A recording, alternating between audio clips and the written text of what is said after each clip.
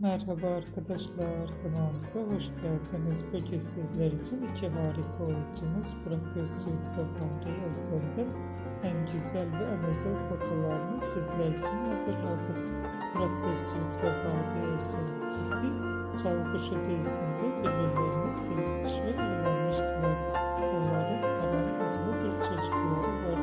Biz de sizler için Burak Özçivit ve Funda Yalçın'ın onları için onların en güzel romantik karelerini hazırladık.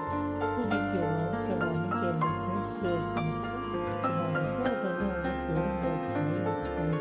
Kanalımızda daha birçok video bulabilirsiniz. Bizi izlemeye devam edin. Herkese teşekkür ederiz.